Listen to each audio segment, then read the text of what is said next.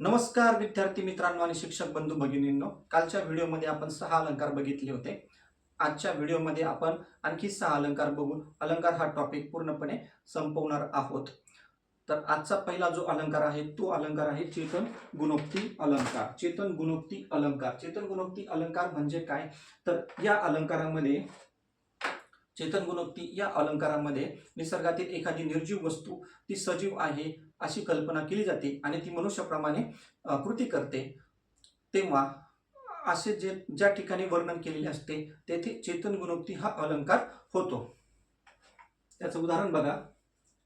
आला हा दारी उभा वसंत फेरीवाला, ओटे खांद्यावरी सौद्याचे देईल ज्याचे त्याला. आता चेतन गुणोक्ती अलंकारामध्ये काय आहे? तर एखादी निर्जीव वस्तू निसर्गातील निर्जीव वस्तू ती सजीव आहे अशी कल्पना करायची आणि ती मनुष्याप्रमाणे कृती करतात असं या ठिकाणी वर्णन केलेलं असतं. त्या ठिकाणी काय होतं? चेतन गुणोक्ती अलंकार होतो. आता बघा, वसंत. वसंत हा काय? तर ऋतू आहे. तो ऋतू आहे ते म्हणजे निसर्गातील एक निर्जीव वस्तू आहे, परंतु येथे कवीने त्याला काय म्हटलेलं आहे?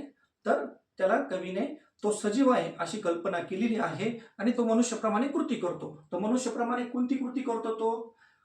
तर वसंत हा एक फेरीवाला आहे असं कवीने येथे कल्पना केलेली आहे आणि त्याच्या खांद्यावरती काय आहे? सौद्याचे पोते आहे. त्याच्या खांद्यावरती काय आहे? तर सौद्याचे पोते आहेत आणि ते सौद्याचे पोते घेऊन तो कुठे चाललाय? ज्या लोकांचे ते सौद्याचे पोते आहेत त्यांना देण्यासाठी तो जात आहे. म्हणजे कवीने या ठिकाणी काय केलंय? वसंत हा जो ऋतू आहे तो तो ऋतू त्याला सजीव मांडलं आहे आणि तो मनुष्याप्रमाणे कृती करत आहे असं येथे वर्णन केलेलं आहे. जेव्हा अशा पद्धतीचं वर्णन असतं तेव्हा चेतन गुणोक्ती हा अलंकार होतो. पुढचा अलंकार बघूया. सार अलंकार. सार अलंकारामध्ये काय असतं? तर सार अलंकारामध्ये चढत्या क्रमाने उत्कर्ष म्हणजे प्रगती किंवा अपकर्ष म्हणजे ऱ्हास दाखविलेला असतो किंवा त्याचं वर्णन केलेलं असतं. आता हे उदाहरणार्थ आपण उदाहरणासहित समजून घेऊया. उदाहरण बघा. सुंदर ते ध्यान उभे विटेवरी करकटावरी ठेवून या, त्याहून सुंदर गोड सगुण मूर्ती, त्याहून माझी प्रीती पंढरीच्या. आता हे सार अलंकाराचं उदाहरण आहे. सार अलंकारामध्ये काय होतं? तर उत्कर्ष किंवा अपकर्ष हे चढत्या क्रमाने मांडलेले असतात. चढत्या क्रमाने मांडलेले असतात किंवा चढत्या क्रमाने सांगितलेले असतात. उत्कर्ष म्हणजे काय? तर प्रगती होणे, विकास होणे. आणि अपकर्ष म्हणजे काय? तर नाश होणे. म्हणजे एखाद्या चरणामध्ये नाश सुद्धा चढत्या क्रमाने दाखवला जातो आणि उत्कर्ष म्हणजे प्रगती सुद्धा काय केली जाते? चढत्या क्रमाने दाखवलेली असते. तेव्हा सार हा अलंकार होतो. आता हे उदाहरण आपण बघितलेलं आहे, त्याचा अर्थ आपण बघूया. सुंदर ते ध्यान उभे विटेवरी म्हणजे काय? तर या ठिकाणी कवीने काय केलेलं आहे? विठ्ठलाचं वर्णन केलेलं आहे. सुंदर ते ध्यान उभे विटेवरी म्हणजे काय? विठ्ठलाचे ध्यान सुंदर आहे. विठ्ठलाचे ध्यान काय आहे? तर सुंदर आहे, परंतु त्यापेक्षाही त्याची सगुण मूर्ती अधिक सुंदर आहे. त्यापेक्षाही त्याची सगुण मूर्ती अधिक सुंदर आहे. म्हणजे काय? त्याहून सुंदर गोड सगुण मूर्ती. विठ्ठलाचं ध्यान तर सुंदर आहेच, परंतु त्यापेक्षाही त्याची काय?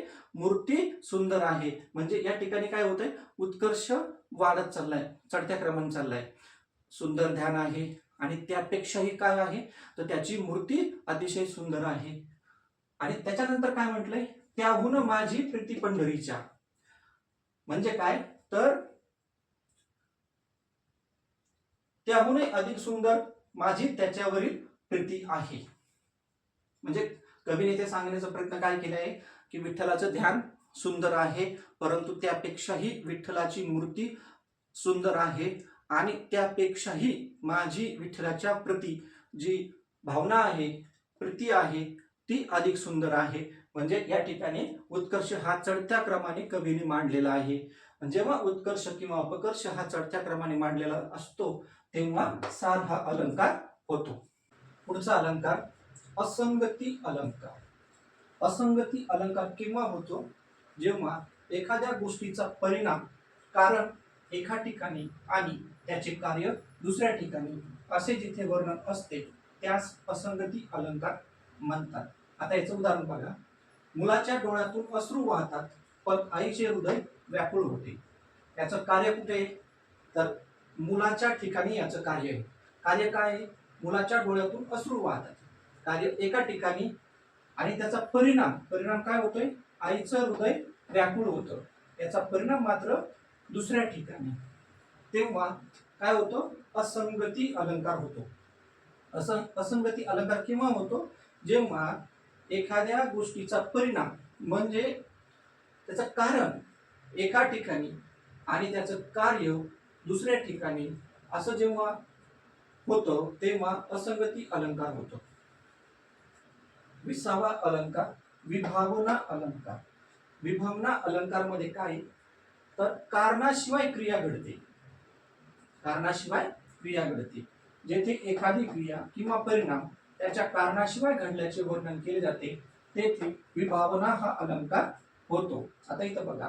विन पाय चालणे, विन कान ऐकणे.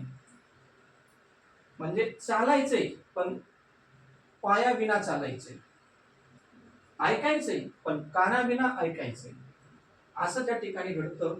त्या ठिकाणी विभावना हा अलंकार होतो.